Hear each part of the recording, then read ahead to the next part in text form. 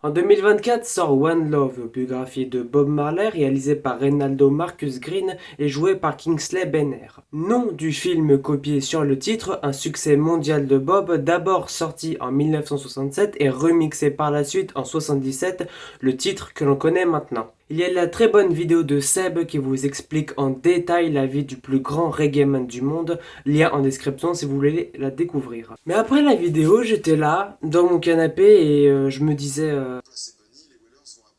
Les Jamaïcains, ils font du cinéma? Et ils feraient quoi comme film? Connaissent-ils le 7e art? Comment ont-ils commencé? Avec qui? Pourquoi on ne les voit pas? Qui sont-ils? Bob, c'est toi? Et comment? Depuis quand? J'en peux plus.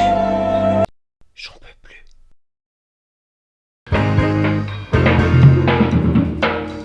One love, one heart, let's join together and I'll feel alright. One love, oh Lord of mercy, one heart, I tell you heaven and I pray and I will feel alright. La culture jamaïcaine est notamment portée sur le reggae, le dancehall ou encore le rocksteady, des musiques bien de là-bas, mais qu'en est-il du cinéma? Tout est lié à l'histoire du pays qui, comme vous le savez, n'a pas toujours été très joyeuse, loin de là. Quand le cinéma apparaît au début du XXe siècle, les Jamaïcains ne vont pas directement faire des films. Bah non, personne ne sait ce que c'est. Car bien que l'esclavage ait été aboli 70 ans plus tôt, une haine raciale et coloniale est encore présente dans le pays à ce moment-là. En revanche, ce sont les producteurs étrangers qui vont venir en Jamaïque, trouvant en ce lieu des spots idéaux pour tourner leurs films. Un producteur hollywoodien va tourner son deuxième film en 1916 dans un important décor à Kingston, capitale du pays, pour un budget faramineux d'1 million de dollars. Une fille des dieux. Budget du film assez bien justifié quand même pour un producteur d'origine hongroise du nom de William Fried Fox, que l'on connaîtra bien plus tard pour la 21 Century Fox. Ensuite, la fin de la Première Guerre mondiale fait son effet, la Jamaïque entre dans une crise économique majeure comme plein d'autres pays par ailleurs. On parle de grèves et d'émeutes violentes. Et côté cinéma, pendant plus de 10 ans, 13 pour être exact, plus rien. C'est seulement en 1939 que les productions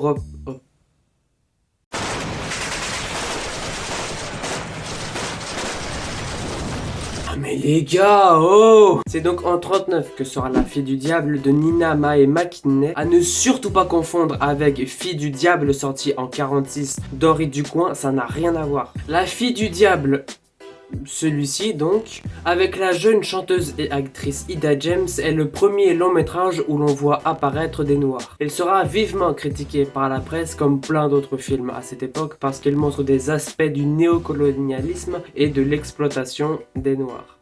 Rien que ça. La même année sort justement La Taverne de la Jamaïque, dernier film britannique d'Alfred Hitchcock, avec Charles Laughton et Maureen O'Hara. Il s'est inspiré de 2 romans de Daphné de Maurier pour écrire son film. En fait, à ce moment-là de sa vie, Hitchcock avait un peu fait le tour de son métier. Il était devenu énormément célèbre dans son pays, le Royaume-Uni, à tel point que artistiquement, elle ne pouvait plus vraiment s'améliorer. Il décide quand même de tourner ce film qui bizarrement n'a pas eu de polémique, en sachant que pendant la réalisation de La Taverne de la Jamaïque, il préparait déjà sa future carrière à Hollywood. Bref, beaucoup de films de production étrangère seront tournés en Jamaïque durant le XXe siècle, dont certains auront des polémiques. On peut parler du film L'Obscurité du Soleil, sorti au Royaume-Uni sous le nom des Mercenaires et en France sous le nom du Dernier Train de Katanga. Faut se décider les gars en fait. Faisant également polémique puisque parlant de l'exploitation des noirs au Congo, avec Jim Brown,